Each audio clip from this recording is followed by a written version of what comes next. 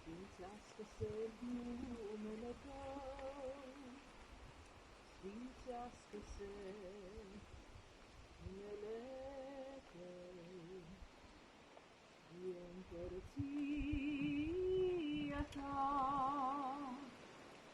facă-se voia Ta, precum în cer și pe pământ, precum în cer și pe pământ.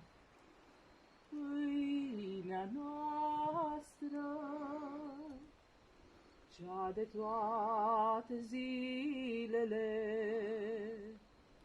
pâinea noastră, cea de toate zilele, dă-ne-o nouă astăzi și ne iartă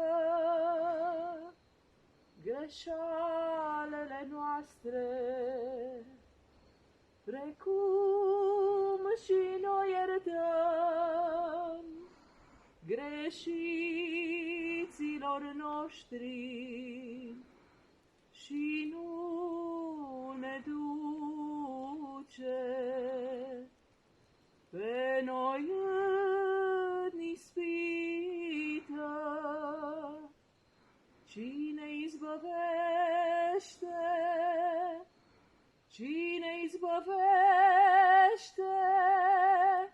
de cel rău, de cel rău.